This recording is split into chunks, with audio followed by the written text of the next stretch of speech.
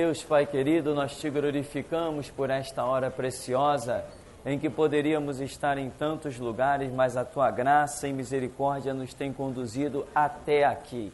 Por isso, Senhor, obrigado por este privilégio, por esta oportunidade, ó Deus, que nos é dada e a qual nós temos recebido graça para abraçar, pois muitos recebendo e sendo participantes da mesma graça a têm desprezado, mas até aqui nos tem ajudado o Senhor. Por isso, Pai querido e Pai amado, nós te glorificamos e te pedimos, Senhor, que possamos nos encontrar todos os dias da nossa vida nos átrios do Senhor. Como diz o salmista, preferiria estar à porta da casa do meu Deus do que habitar nas tendas da iniquidade. Assim é o nosso coração perante o Senhor. Nos ajuda, Senhor, para que a nossa vida no Teu altar confirme a nossa oração, em nome de Jesus. Amém. Amém, irmãos. Então, no nosso último episódio, nós vimos sobre a questão das trombetas, dos selos, das taças de Apocalipse, que são selos de livros que são abertos, trombetas que são tocadas, taças que são derramadas, e tudo isso vai demonstrando o quê? Um juízo sobre a terra. Esse juízo sobre a terra, nós vemos que ele acontece por uma exclusiva permissão de Deus, não é isso? É ordenado a um anjo que toque a trombeta, aí lá vem coisa. É ordenado um anjo que derrame a taça, lá vem coisa. É ordenado que é permitido que seja retirado um determinado selo, lá vem coisas. Tudo isso é processado aonde? Lá no céu, né? É gerado no espiritual. Depois há um acontecimento sobre a face da terra. Então, Apocalipse está demonstrando aí nesses episódios a permissão de Deus para que o mal aconteça e, pelo que entendemos, o próprio Deus está determinando males. Também o próprio Deus está determinando males. Então aqui fica uma situação intragável, e é a respeito desse períodozinho curto aí, que nós identificamos como mais ou menos 3 anos e meio, ou seja, o período da grande tribulação, em que Jesus disse, dia igual àquele, não houve, e depois não haverá, porque há uma investida do mal em extremo. Você vê que no dilúvio, Deus operou. Sodoma e Gomorra, Deus operou.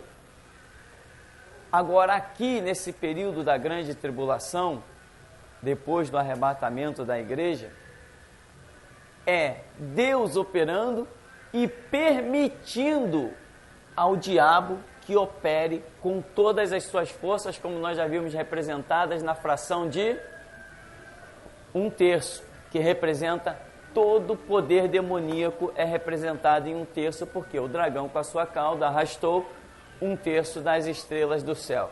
Então,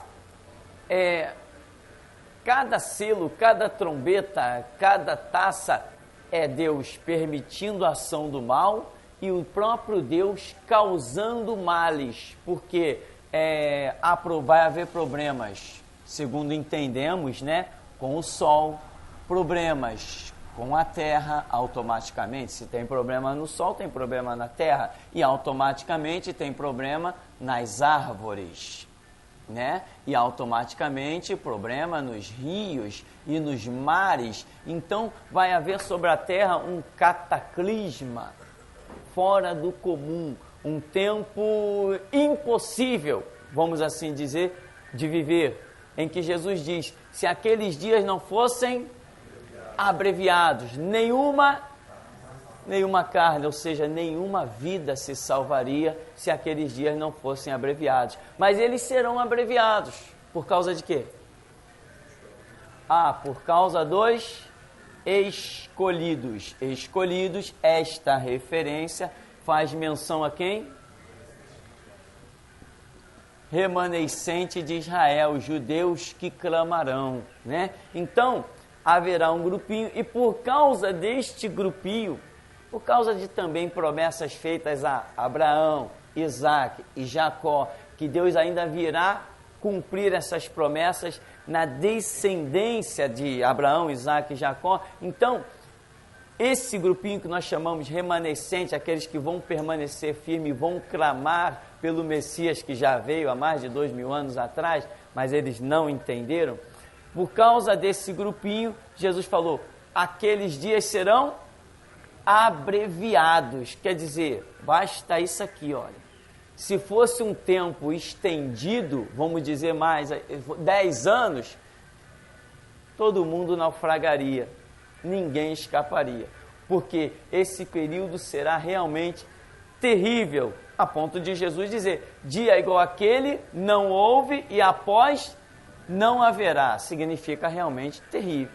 Se você imaginar o que foi o Holocausto com Hitler, o dilúvio, Sodoma e Gomorra destruído com chuva de fogo e enxofre caindo do céu. O que mais? Segunda Guerra Mundial. O cativeiro babilônico. E tantos outros horrores. Bomba de Hiroshima e Nagasaki. Roma destruindo, Jerusalém assolando, não deixando pedra sobre pedra de nada. A humanidade já passou pelos seus maiores horrores que ninguém poderia supor. E o mundo será impactado com uma coisa infinitamente superior. Se reunisse todos esses horrores que a história mostra, ainda assim ficaria devendo em catástrofe a esse curto período chamado Grande Tribulação. E a própria Escritura chama esse período de tribulação, né? Em que a Escritura várias vezes fala, e depois da tribulação daqueles dias, e Deus vai poupar os seus da tribulação daqueles dias, né? Tem uma igreja que recebe a promessa do arrebatamento, né? Eu te guardarei da hora da tentação que há de vir sobre o mundo todo. Então, esse é o período terrível. Então, essa questão de abertura dos selos, né? Derramamento das taças, o toque das trombetas está ligado. E cada trombeta, cada selo, cada taça derramada, ela atinge uma área específica. Em determinado momento diz que foram feridos os seres da terra. Em outro momento, os seres do mar. E tudo vai ser... E veja bem, se há problema com as árvores e com os rios e com os seres viventes, automaticamente haverá um problema com o quê? Com o homem e com o sustento do homem. O sustento do homem ficará completamente, como é que se diz? Comprometido. O sustento do homem passa a ficar comprometido. E você vê que logo depois do primeiro cavalo branco, que é a falsa paz do anticristo, segue o quê? O vermelho, que é a guerra que ele fará, e logo a seguir vem o preto, que é a fome. Entendeu? Até que finalmente vem o amarelo, que é a morte. Então é isto que está preparado para a humanidade num período curtíssimo em que o poder... Lembra que lá em Apocalipse capítulo 6 diz que o cavaleiro no cavalo branco, que é o anticristo, ele recebeu um arco e foi-lhe dado poder para que reinasse. Então, quer dizer, Deus dará a permissão ao diabo para que ele reine na sua totalidade e desencadeie sobre a terra tudo que ele sempre quis fazer. E Jesus disse que ele veio fazer o quê? Roubar, matar e destruir. Então, nesse período tão curto, o diabo tragará o maior número de almas jamais visto. Neste período, o diabo vai tragar o maior número de almas jamais visto. Quem estará reinando sobre o mundo nesse período? O próprio diabo, no que nós chamamos de representação do anticristo. Então, ele terá na sua mão os exércitos mundiais, ele terá na sua mão as nações, o mundo estará sendo governado pelo diabo. Então, quer dizer, o mundo, mais do que nunca, será dito, o mundo jaz no maligno, quer dizer, o mundo está sepultado no maligno, todo mundo que morrer ali está frito, e ele fará grandes guerras, trará grande fome e vai consumar, e a Bíblia diz que o último cavalo, o quarto, né, o amarelo, ele é a morte e o inferno o seguia. Isso significa que será um tempo em que as mortes gerarão praticamente na sua totalidade pessoas perdidas, pessoas condenadas ao inferno. O número de salvos neste período aqui nem se conta, né? Quando João diz, Senhor, quem são esses aí? João não diz, Senhor, quem é essa multidão de vestes brancas salpicadas de sangue? Não, quem são esses aí? Não é isso que João diz? Quem são esses aí? Aí o anjo diz para João, esses são os que vieram da grande tribulação. Quer dizer, vai ter pessoas na grande tribulação confessando Cristo e morrendo e recebendo vestes brancas salpicadas de sangue e sendo salvas. Mas o número desses salvos jamais poderá se comparar ao número de perdidos. É a extensão, vamos assim dizer, a comparação de 1 para 1 milhão. O número de salvos será praticamente nenhum, mas o número dos perdidos será mais que a areia que está na praia do mar. Amém? Então, aí fica para você caminhar na sua leitura em Apocalipse e observar o estrago que será feito na grande tribulação, que é representado pelo derramamento das taças, toque das trombetas e abertura dos selos, né? Sempre que você vê taças, normalmente taças estão relacionados com sofrimento. Esta é uma simbologia bíblica bem antiga, desde Gênesis, que as taças estão relacionadas com sofrimentos, salvo algumas exceções, dependendo do contexto. Alguma pergunta aí? Ninguém? Nós temos na página 36 um título chamado A Guerra do Armagedon. Tem várias referências bíblicas aí que você deve acompanhar.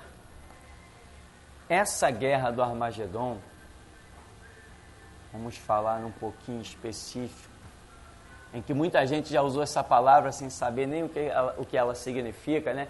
Quando se fala em Armagedon, as pessoas pensam numa catástrofe nuclear, alguma coisa assim, né? Não necessariamente, na verdade a palavra não tem nada a ver com isso. Armagedon é uma palavra que vem do hebraico, que tem um significado que nós temos aí, olha. Armagedon é uma planície entre o mar da Galileia e a cordilheira do Carmelo. Tá? Então vem dizendo, na segunda metade da última semana, Deus derramará seus juízos cada vez mais severos.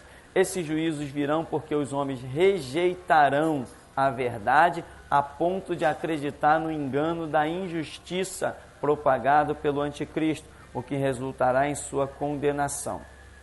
O que se mantém rebelde contra o Filho, sobre ele permanece a ira de Deus. E diz ainda, mesmo depois que se iniciarem os terríveis juízos de Deus, os homens não se arrependerão, porém blasfemarão do nome de Deus. Né? Apocalipse está mostrando isso, que mesmo em meio a juízos terríveis, ainda tem pessoas blasfemando do nome de Deus. Por quê? Porque elas se achavam boazinhas. elas se achavam justas, elas se achavam íntegras, então não acham justo que estejam passando pelaquela situação. Mas nós já vimos que a parábola do rico e do mendigo chamado Lázaro, né?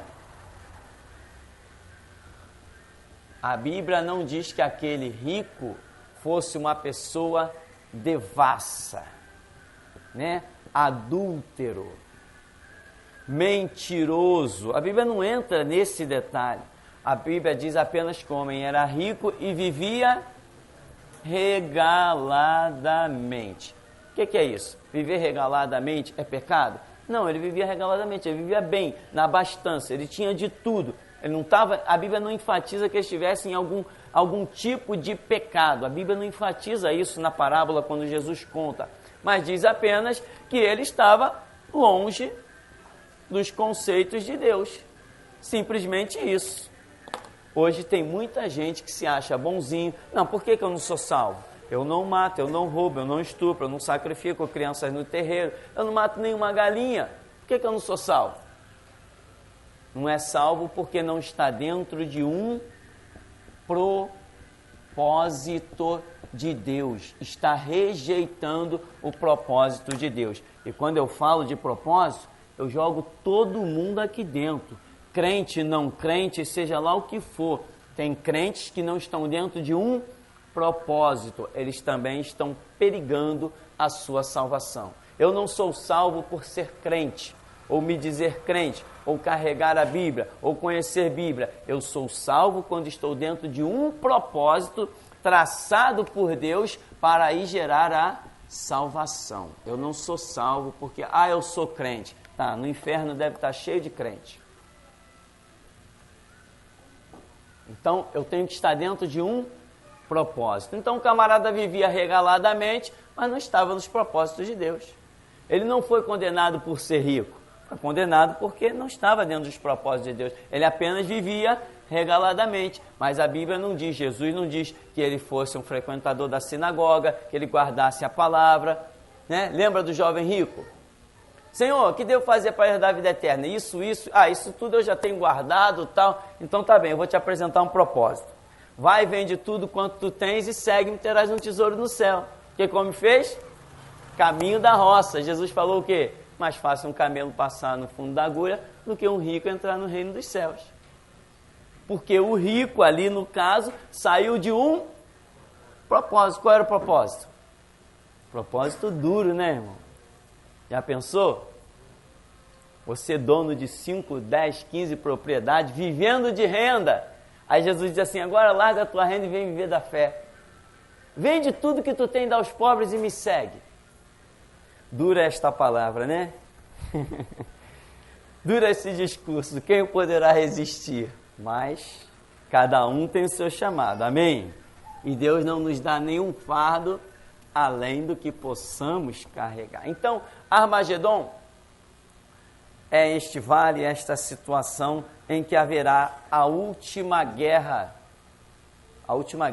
antes do milênio, né? Esta guerra vai estar acontecendo exatamente naquele período que já vimos. Haverá a grande tribulação, né?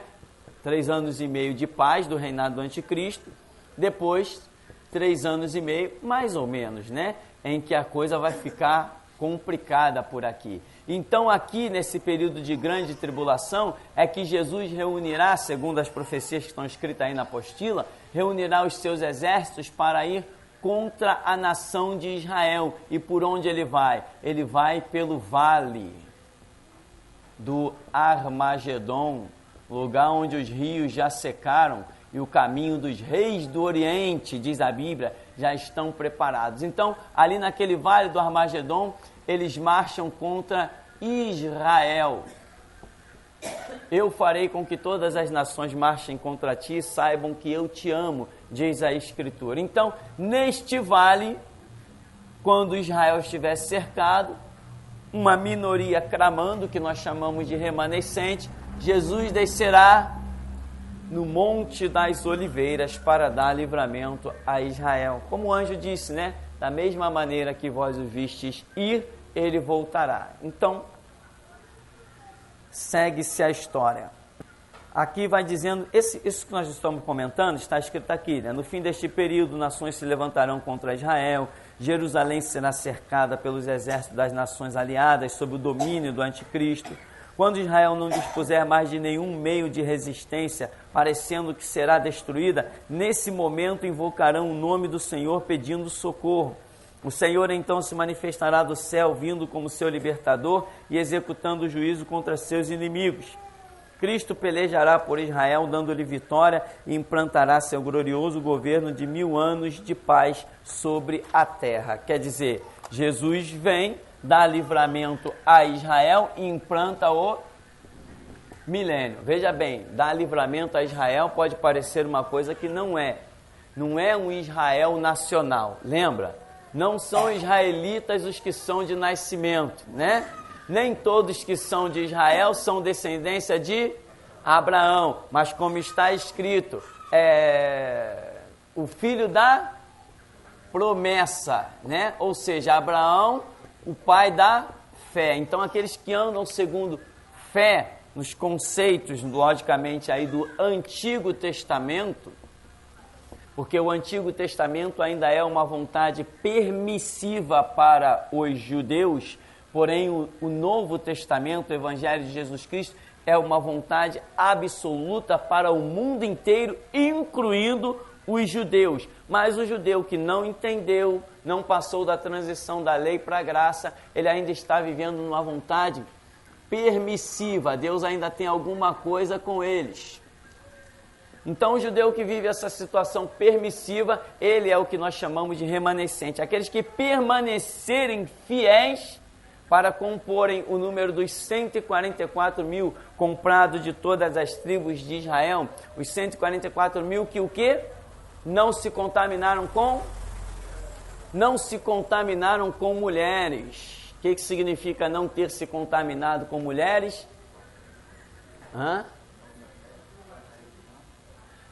Não se contaminar com mulheres significa não se prostituir. O que significa não se prostituir?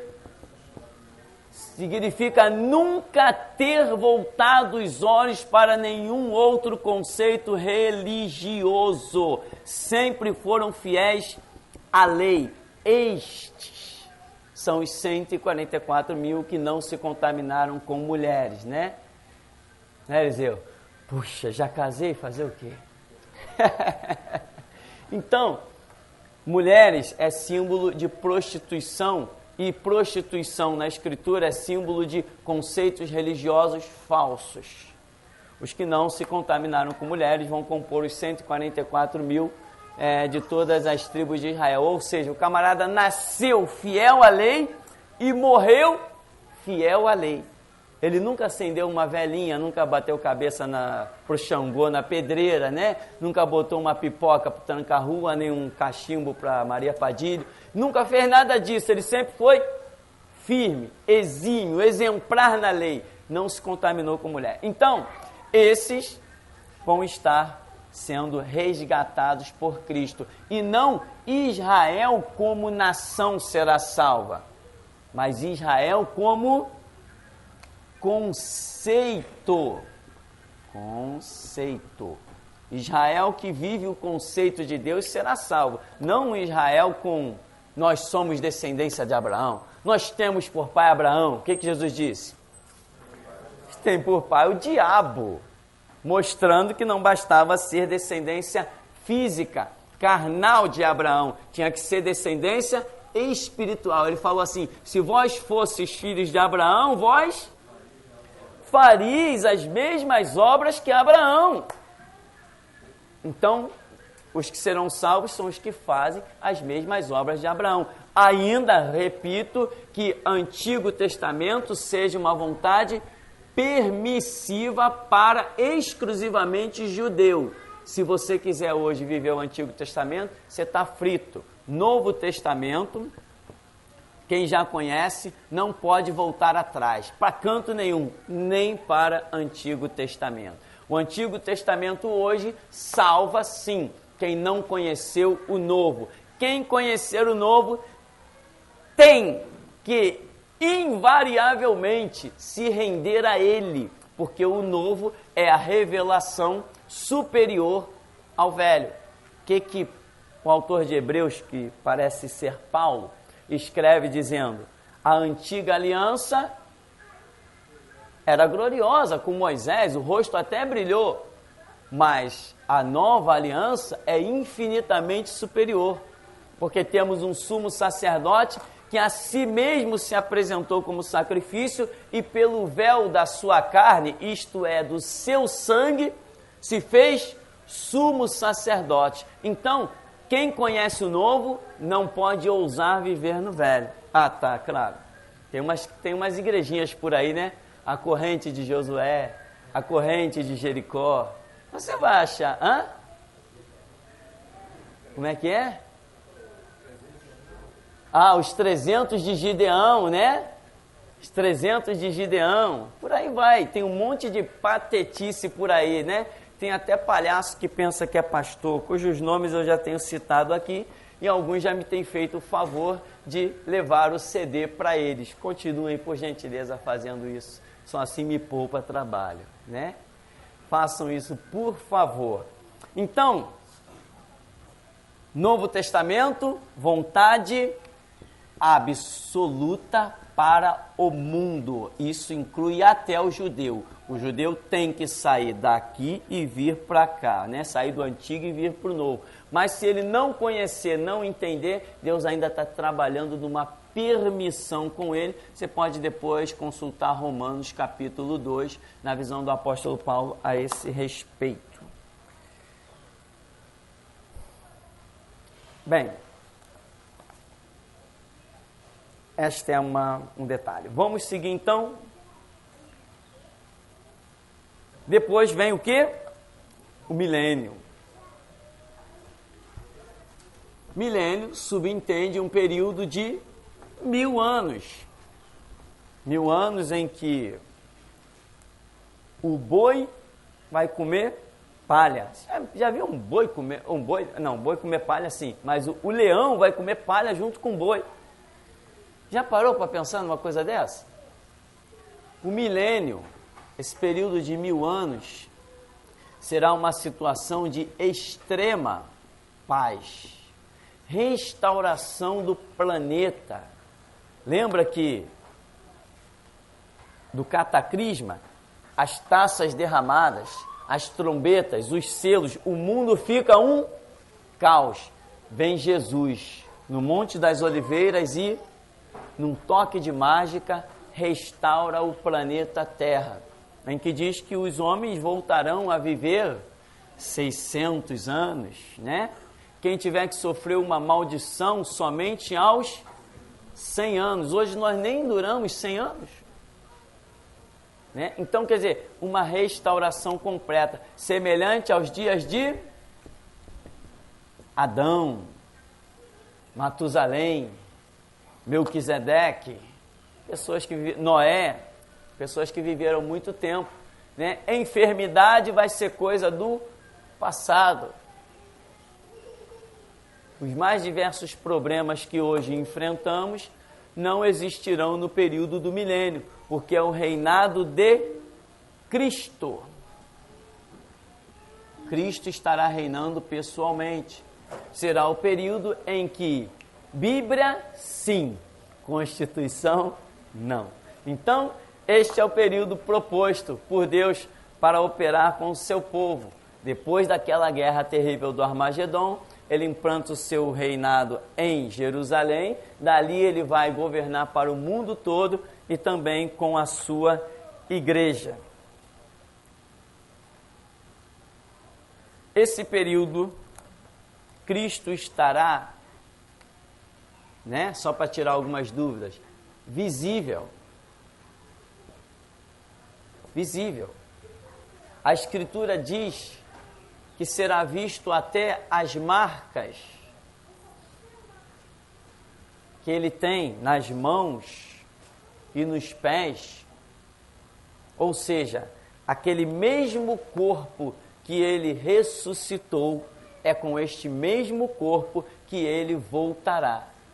pisará gloriosamente no Monte das Oliveiras, o monte vai se fender para o oriente, para o ocidente, e depois, quando o brilho da glória diminuir, vamos assim dizer, ele será visto exatamente aquele homem que foi ressuscitado ao terceiro dia. Exatamente o mesmo corpo, né? Muita gente questiona, mas como vai ser? Vai ser assim. E nós também, nós quem? Quando eu falo nós, a Bíblia diz, e não há dúvida, que aqueles que têm parte na primeira ressurreição reinarão com Cristo 1000 anos. E nós já vimos que os que têm parte na primeira ressurreição são os salvos. Mas a questão é, todos os salvos reinarão com Cristo 1000 anos? Aí fica a critério do estudo de cada um. Particularmente, eu não creio que serão todos os salvos. Porque eu creio que esse retorno, assim como o arrebatamento é um galardão, este retorno para reinar pessoalmente com Cristo também é um galardão. E tem pessoas que não conquistaram este galardão. O que se fará no milênio, neste mundo? O que faremos? Nós ensinaremos o Evangelho. Que Evangelho? Esse que você tem aí na sua mão, chamado de Mateus, Marcos, Lucas e João. Mateus, Marcos, Lucas e João será a única palavra ministrada no milênio. Se você não tem conhecimento disso hoje, não se dedicou a isso, não se empenhou a isso, será que você vai voltar para ensinar o Evangelho no milênio? Esse é o meu questionamento. Eu creio que não, mas eu posso estar errado. Amém? Pode ser que volte todo mundo, pode ser que aquele ladrão lá da cruz volte também.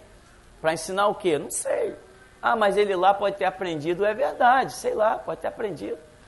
Não conheço, nunca estive lá no céu a ponto de ver nenhuma escolinha, nada disso, mas alguma coisa deve acontecer lá. Então, vamos deixar o futuro para o futuro, porque as coisas reveladas são para nós e nossos filhos, mas as coisas ocultas são para o Senhor nosso Deus. Amém? Mas com certeza, até aqui nos tem ajudado o Senhor. Alguma pergunta? Nada? Todo mundo sabe tudo nesse lugar. Bom, então vamos concluir aqui. Esse períodozinho do milênio, ele vai terminar. Ele vai durar 1000 anos. Mas 1000 anos é tanto tempo, puxa vida, não dá para encerrar logo essa história? Não. Os propósitos de Deus são os propósitos de Deus. E nós temos que nos enquadrar e caminhar um degrau a cada dia, né? E se nós voltarmos com Cristo, vai ser tremendo. Aí você não vai querer nem que o milênio termine, né? Você chega assim, ô doutor juiz, senta aqui. Ah não, então se retira, sai, pode ir embora. Ah, mas a Constituição, não conheço isso aí. É hambúrguer, é de comer, o que é isso? Vai ser um período legal, em que você vai dizer para um PM assim, ô amigo, guarda a tua arma, lixo, sepulta aqui, acabaram as armas. Vai ser bom, não vai? Você chegar para o presidente, ô seu presidente, sai do trono, tem gente com mais conhecimento para assumir isso aí. Ah, mas olha, o homem está lá, hein? Está lá em Jerusalém, não viu não? Aquilo ali não é efeito especial não. Não é efeito especial não. E a unção, a autoridade que vai estar sobre aqueles que vierem para reinar com Cristo vai ser algo fenomenal. O mundo será dominado por Cristo. Ah, vai ter alguém fazendo uma magiazinha negra, um cabalazinha, um cristalzinho escondido? Vai, mas muito bem escondido. Não será admitido, entendeu? No reinado de Cristo, mas com certeza vai ter gente escondido. Tanto que depois depois de 1000 anos, nós vemos um período chamado batalha final. Aí é final mesmo, vai se encerrar a história da humanidade sobre a Terra. A humanidade não, eu estou dizendo que a humanidade não viverá para sempre sobre o planeta Terra. O planeta Terra deixará de existir. a galáxia, o sistema solar que nós conhecemos, Mercúrio, Vênus, Terra, Marte, Júpiter, Saturno, Urano, Netuno, Plutão, os milhares de galáxias e tudo mais que existe, deixarão de existir. A Bíblia no Salmo fala do envelhecimento do universo. Os cientistas já chegaram também a esta conclusão, que o Sol está apagando, a Terra está parando. Ou seja, demonstra um propósito de Deus em que não tinha o ideal de que o homem vivesse para sempre sobre a terra. Ele tinha um ideal de trazer o homem sobre a terra para ser provado, e destes provados, alguns condenados, outros salvos para viverem eternamente com ele. Mas disse Jesus, o céu e a terra passarão, mas as minhas palavras não haverão de passar. Também nós estamos em 6 bilhões de habitantes, né?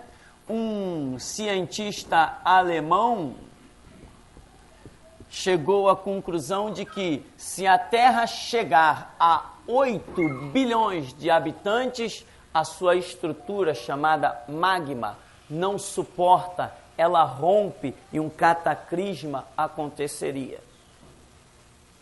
Esse cientista, ele pode estar certo, porque justamente o projeto do retorno de Cristo é agora, século 21.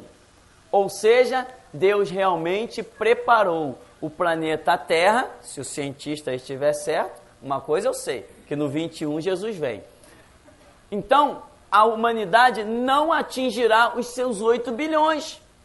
Porque Jesus voltando no século 21, neste século que estamos vivendo, não dá tempo da humanidade atingir 8 bilhões de habitantes. Esse cientista alemão não tem nada a ver com Bíblia, ele nunca leu nada, ele não conhece nada, mas ele disse isso aí.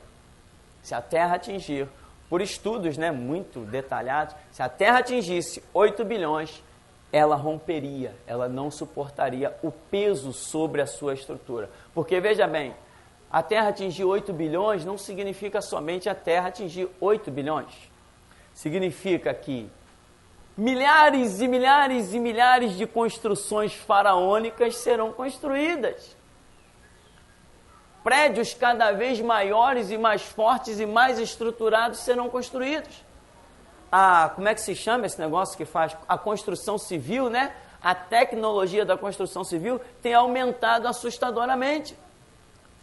Pedaços e mais pedaços de terra que antes eram deserto, hoje estão virando cidades. Então, a Terra atingir 8 bilhões de habitantes, veja bem, olha quanto tempo nós estamos vivendo, e a Terra tem somente 6 bilhões de habitantes, 6, alguma coisa bilhões de habitantes. Então, em todo esse período, quer dizer, olha o que tem de construção. Se nós fôssemos calcular até chegar a 8 bilhões, imagina quantos prédios. Olha lá, aquele prédio ali tem alguns meses, olha. Quantos andares tem naquilo ali? Uns 15 andares. Olha o peso que está sobre a terra. O prédio do Correio, eu vi ser construído aquele prédio. Todo aquele bairro da Cidade Nova ali, eu vi todos aqueles prédios ali serem construídos. Agora imagina até a Terra atingir 8 bilhões de habitantes. Olha o que não será construído sobre a superfície terrestre. E diz o cientista, a Terra não suportará. Ela vai romper a sua estrutura chamada magma e vai haver uma catástrofe. Mas a verdade é que a humanidade não foi projetada para chegar aos seus 8 bilhões. 6 é o número do homem e 7 é o número da perfeição, tá?